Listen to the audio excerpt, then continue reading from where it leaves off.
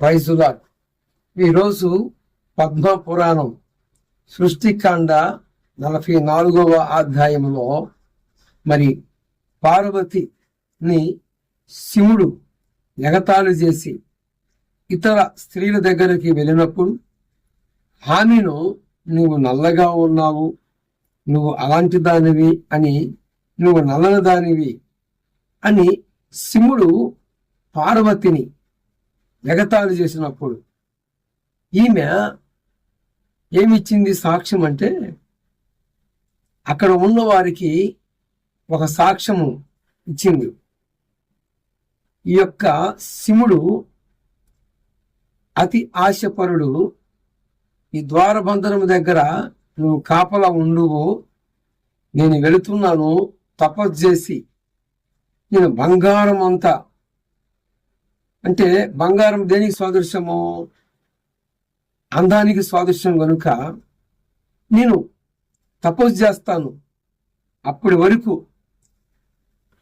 ఈ యొక్క స్థలమునకు ఎవరు రాకుండా, ఒకవేళ వస్తే నాకు తెలియపరచండి, నేను వస్తాను, నేను వచ్చి జరగాల్సింది నేను చూస్తాను అని అక్కడ ఉన్న వ్యక్తులకి శివుని గురించి చెప్పి ఆమె వెళ్ళిపోతుంది. ఈరోజు ఒక మనుషుల్లో ఇలాంటి లక్షణాలు కనపడతాయి. మరి వారిలో ఎందుకు కనపడుతుంది అంటే, వారు కూడా మనలాంటి మనుషులే గనుక. Praise the lord. గనుక పద్మపురాణం సాక్ష్యం ఇచ్చింది, మనుషుల్లో ఎలాగైతే అవత తౌకలు ఉన్నాయో, మనుషుల్లో ఎలాగైతే వ్యత్యాసాలు ఉన్నాయో, మరి వారిలో కూడా చాలా వ్యత్యాసాలు ఉన్నాయి గనుక గమనించి గుర్తించి పూజకి అర్హత కలిగిన వాడు ప్రభువైన యేసు క్రీస్తు వారిని మీరు కరాఖండిగా తెలియజేస్తున్నాను. అంత మాత్రమే గాక పద్మపురాణం సాక్ష్యం ఇచ్చింది స్పష్టంగా. పార్వతి ఆమె తన భర్త గురించి సాక్ష్యం ఇచ్చింది.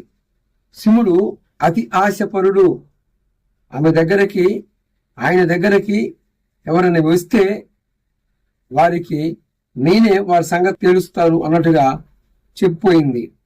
ఈరోజు గమనించి గుర్తించి చాలా మందిలో ఇలాంటి పరిస్థితులు ఉన్నాయి. ఏమండి, మనుషుల్లో అనేక రకాలైన బలహీనలు ఉన్నాయి. కానీ మనము పూర్వకాలాల నుండి ఎవరినైతే నిష్ఠాగరిష్ఠులతో ఆరాధించామో వారందరూ కూడా మనలాంటి స్వభావం కలిగిన వారే కనుక మానవులే. దేవుడులో కామ క్రోధ లోభ మోహ మదమత్సరాలు అనేవి ఉండవు అంటానికి ఇదే నిదర్శనం. కనుక యేసు ప్రభు వారిలో కామము లేదు, క్రోధము లేదు, మోహము లేదు, మదము లేదు, మత్సరం లేదు. గమనించి గుర్తించి ఎక్కడైనా ప్రభు యేసు క్రీస్తు వారిని విశ్వసించండి, విశ్వాసం ఉంచండి. మీ అందరికీ ఆయన రక్షణ అనుగ్రహించును గాక. ఆమేన్.